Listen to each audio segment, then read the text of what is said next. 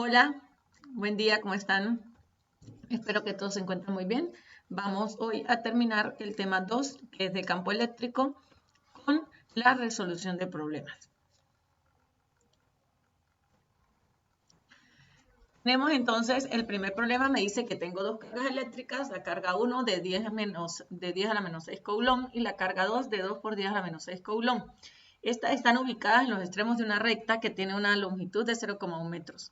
Calcular el punto sobre la recta que las une donde el campo eléctrico es nulo.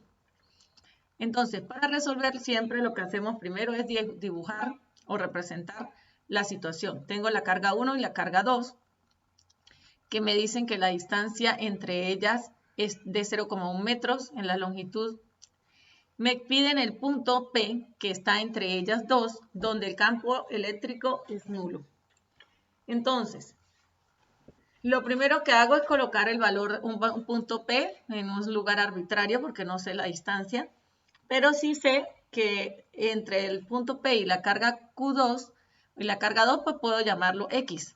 Y el punto y la distancia entre la carga 1 y ese mismo punto P, pues sería la longitud completa, que es 0,1, menos este tramo que lo llamé X.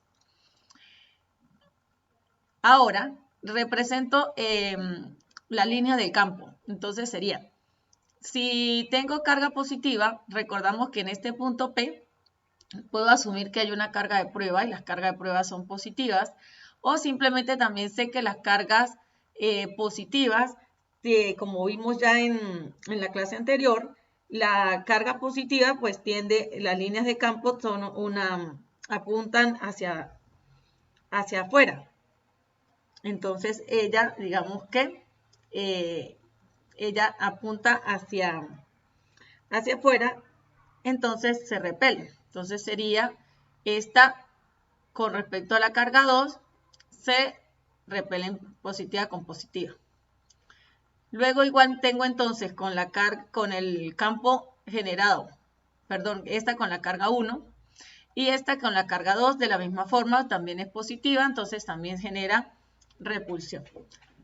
Teniendo ya los campos representados, para que el campo sea nulo, se debe cumplir que la magnitud del campo eléctrico generado por la carga 1 sea igual a la magnitud del campo eléctrico generado por la carga 2. Entonces, recuerdo por aquí la formulita de campo eléctrico. La magnitud del campo eléctrico es la constante K por el valor de la carga, la magnitud de la carga entre la distancia al cuadrado. Tengo entonces, aplicando la fórmula para el campo 1 y para el campo 2, para el campo eléctrico generado por 1 sería la carga 1 entre la distancia 1 al cuadrado y igual la carga 2 entre la distancia 2 al cuadrado, todo por la constante. Sustituyendo los valores, ya recordamos el valor de la constante K es 9 por 10 a la 9 newton por metros cuadrados entre coulomb cuadrados. La carga 1 es de 10 a la menos 6 coulomb. La distancia, que no la conozco, pero yo la llamé la distancia total menos X metros elevado al cuadrado. E igual para el otro lado la constante por la carga 2, que es 2 por 10 a la menos 6, entre la distancia que la llamé X al cuadrado. Aquí lo cancelo las unidades, coulomb con coulomb, y luego puedo cancelar esta constante completa con esta. ¿Por qué? Porque son iguales y están en lados contrarios de la igualdad. Es decir, si yo pasara esta a dividir, se iba a cancelar con esta. Entonces, digamos, la suprimo y me quedo trabajando con los valores de las cargas, la distancia. Para resolver, obviamente aquí me va a dar este valor al cuadrado y los metros quedan al cuadrado. Y x al cuadrado y los metros pues también quedan al cuadrado. Para yo determinar este 0,1 menos x al cuadrado, esto es un producto notable, es un binomio al cuadrado. Entonces, ¿qué es lo que hago? Aplico la fórmula del producto notable, que me quedaría el primer término al cuadrado menos 2 veces el primer término por el segundo más el segundo al cuadrado. Al sustituir, pues la a sería 0,1 y la b sería x. Aplicando la fórmula me quedaría 0,1 al cuadrado menos 2 por fórmula a que vale 0,1, b que es la x más x al cuadrado. Al resolver eso me queda 0,1 al cuadrado es 0,01 menos 2 por 0,1 es 0,2x más x al cuadrado. Esta expresión simplemente la sustituyo donde estaba 0,1 menos x al cuadrado, pues este es el resultado, metros al cuadrado. Igual aquí esta queda igual. Luego entonces recordamos que como tengo una igualdad yo puedo resolver eso en x, esta que está dividiendo pasa a multiplicar, que es lo que queda aquí. Digamos que ya suprimimos los metros, no vamos a seguir trabajando, ya sabemos que la unidad que me va a quedar son en metros al cuadrado. Entonces aquí sería igual 2 por 10 a la menos 6, este que está aquí dividiendo pasa al otro lado a multiplicar y se va a multiplicar con el 2 por 10 a la menos 6. Aplicamos propiedad distributiva, 2 por 10 a la menos 6 por 0,01 me da 2 por 10 a la menos 8, 2 por 10 a la menos 6 por 0,2 me queda 4 por 10 a la menos 7, igual 2 por 10 a la menos 6 por x al cuadrado, pues me queda eso mismo con x al cuadrado. Resuelvo esta ecuación, paso lo que tiene x cuadrado, paso todo para la izquierda, igual a 0. 10 menos 6x al cuadrado, y este 2 que estaba positivo pasa para acá negativo, 10 a la menos, por 10 a la menos 6x cuadrado, este que está aquí negativo lo paso para acá positivo, 4 por 10 a la menos 7x, y el 2 por 10 a la menos 8 que está positivo, pues viene negativo. Solo puedo resolver los que tienen la misma variable, que sería este x cuadrado con x cuadrado, este tiene 1 por 10 a la menos 6 menos 2 por 10 a la menos 6, me queda menos 1 por 10 a la menos 6 y los demás quedan iguales. Esto se convierte, o esto es una ecuación de segundo grado, donde la a es el número que acompaña x cuadrado, donde la b es el número que acompaña la x, y donde la c es el término que no tiene variable. Luego, entonces, continuando por aquí, me traje los datos para la ecuación de segundo grado, recordamos la fórmula de la ecuación de segundo grado, y simplemente sustituimos los valores de b, de a y de c en sus respectivos lugares. Luego resuelvo al elevar esto al cuadrado y resolver este por este y luego por 4. Eso me queda 8 por 10 a la menos 14. Recordamos que en la ecuación de segundo grado me genera dos respuestas, x sub 1 con positivo, es decir, sumando arriba, y el otro x sub 2 con negativo. Al resolver, ambos quedan positivos, pero este 0,34 lo descartamos. ¿Por qué? Porque obviamente me da un valor mayor al valor total de la longitud del segmento, que es 0,1. Entonces, el que sirve es este 0,06. Eso significa que el punto P, donde el campo eléctrico es nulo, está a 0,06 metros, que es el valor de X, de la carga 2, y obviamente la resta 0,1 menos 0,06 es 0,04 metros de la carga 1.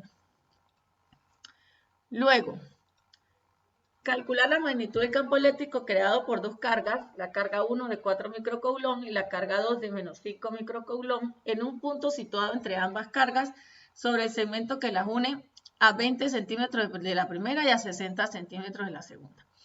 Igual represento la situación, tengo la carga 1, la carga 2 y el punto entre ellas a 20 centímetros, que ya sabemos que es 0,2 metros, y a 60 centímetros, que es 0,6 metros de la segunda carga. Aquí simplemente aplicamos la fórmula.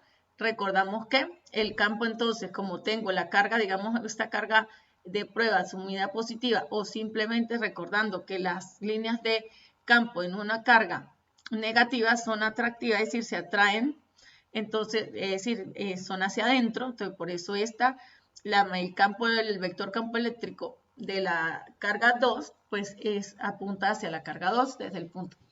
Y de la carga 1, como es positiva, las líneas de campo van hacia afuera, entonces por eso también va desde el punto hacia afuera. O si lo queremos ver, carga positiva, que es la carga de prueba, positiva con positiva se repele.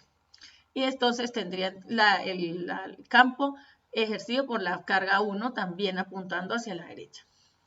Luego simplemente tengo que aplicar la fórmula para el campo eléctrico por la carga 1, la constante por el valor de la carga entre la distancia que existe entre ella y el punto, y obtengo una magnitud de campo de 9 por 10 a la 5 newtons sobre coulomb. Hago lo mismo para la carga 2, sustituyendo el valor de la carga 2 entre la distancia, que es 0,6 metros y eso me da 1,25 por 10 a la 5 newton sobre coulomb. Y el resultante, entonces en la resultante observamos que ambas apuntan hacia el mismo lado, que es hacia la derecha, por eso ellas simplemente se van a sumar y obtengo el valor de la magnitud del campo eléctrico resultante.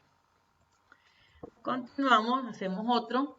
Tengo dos cargas, la carga 1 de 7 por 10 a la menos 6 coulomb y la carga 2 de menos 5 por 10 a la menos 6 coulomb, que están ubicadas en un sistema de coordenadas. La primera en el origen y la segunda sobre el eje X a 0,3 metros del origen. Calcular el campo eléctrico resultante en un punto P ubicado sobre el eje Y a 0,4 metros del origen.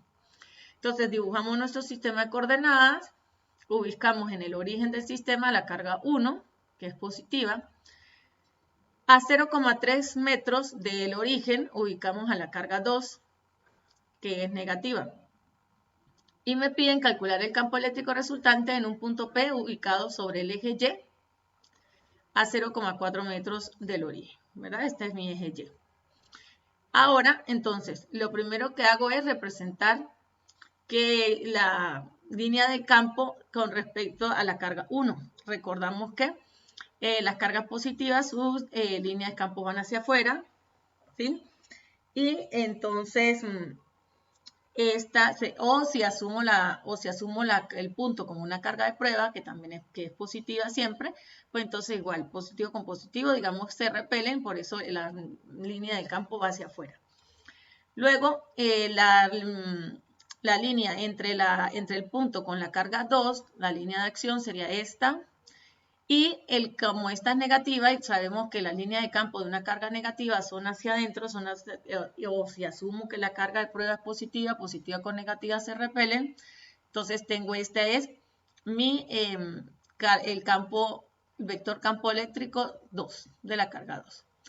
Ahora recordamos que siempre, digamos de manera gráfica, puedo trazar una paralela al campo 1, puedo trazar una paralela al campo 2 que pasa por el otro y el campo eléctrico resultante es la diagonal principal. Esa es, digamos, la forma gráfica de verlo. Pero para este ejemplo lo vamos a hacer por el método de las componentes, entonces no vamos a utilizar la regla del paralelogramo, sino al final, cuando utilicemos el resultante. Entonces vamos a trabajar con la composición en este caso del campo en el eje X y en el eje Y. Entonces lo primero que hago es trazar mi línea imaginaria para hacer como un diagrama de cuerpo libre, mi línea que representa como el eje horizontal, el eje X, y trazo, digamos aquí, la proyección desde el vector campo hasta el eje X imaginario. Entonces tengo mi componente en X del campo 2. Igual lo hago para el eje Y, la proyección, la componente en Y del campo 2. Para el campo 1 no es necesario porque él coincide completamente con el eje de la Y. Luego, simplemente calculo el valor del campo 1 aplicando la fórmula, la constante, la carga 1 por la distancia 1 al cuadrado. ¿Cuál es la distancia 1? Pues 0,4, que es la distancia entre la carga y el punto. Sustituyo el valor de la constante, el valor de la carga 1, el valor de la distancia al cuadrado. Eso me da una magnitud de campo de 3,94 por 10 a la 5 newton sobre coulomb. Ahora, para hallar las componentes en X y en Y del campo 2, voy a utilizar el campo 2, que sería la carga por el campo, aquí es carga, aquí es 2. Aquí tengo la carga 2 y necesito la distancia 2 al cuadrado. La distancia 2 no la he calculado, es la distancia que existe entre la carga 2 y el punto. Para eso, obviamente aplico aquí teorema de Pitágoras. Tengo el eje, obviamente me forma un ángulo recto y aquí se forma un triángulo rectángulo donde tengo un lado que vale 0,3 y el otro lado que vale 0,4 y la distancia que necesito es la hipotenusa. Por eso lo escribimos como R2 al cuadrado es igual a 0,3 metros al cuadrado más 0,4 metros al cuadrado. Resolviendo el Pitágoras me queda que esta distancia R2 es de 0,5 y pues la utilizo aquí y hallo la magnitud del campo eléctrico 2. Luego entonces necesito hallar la componente en X y la componente en Y. Para eso necesitamos conocer el ángulo que se forma en esta parte, en el que sería un vértice del triángulo rectángulo. Para hallar ese ángulo, pues simplemente recordamos que ese ángulo vendrá siendo el mismo para el triángulo grande como para el triángulo pequeño que vamos a utilizar. Por eso recordamos aquí que esta misma viene siendo el mismo campo eléctrico en 2, la componente en 2 en X del campo 2. Para hallar el valor del ángulo, pues igual aplico razones trigonométricas. Necesito el valor de alfa, pues puedo utilizar cualquiera de las razones trigonométricas porque conozco los tres lados. Entonces utilizo tangente, en este caso, tangente es cateto opuesto entre adyacente. El cateto opuesto es 0,3, el cateto adyacente es 0,4. Despejando el ángulo, me queda igual, la tangente a la menos 1 es 0,75, que es lo que me da 0,3 entre 0,4. Y eso me da un ángulo de 36,87 grados. Luego entonces el coseno de alfa será, para hallar a E2, la componente en Y, hallamos el coseno. ¿Quién es el cateto adyacente? E2Y. Entre la hipotenusa, que es la magnitud del campo eléctrico en 2. Simplemente despejamos a E sub 2y, el 2 es la magnitud del campo que está dividiendo, pasa a multiplicar. Sustituimos el coseno 36,87 por 1,8 por 10 a la 5 newton sobre coulomb es igual a mi componente en Y del campo eléctrico 2. Hago lo mismo para hallar la componente en X, que sería ahora con el seno. ¿Por qué? Porque sus 2x es el cateto opuesto con respecto al ángulo. Entonces, el componente del campo eléctrico en X será el seno del ángulo, es el componente en X del campo 2 entre el campo 2. Simplemente paso que está dividiendo a multiplicar, sustituyo los valores y con eso ya tengo mi componente en X del campo 2.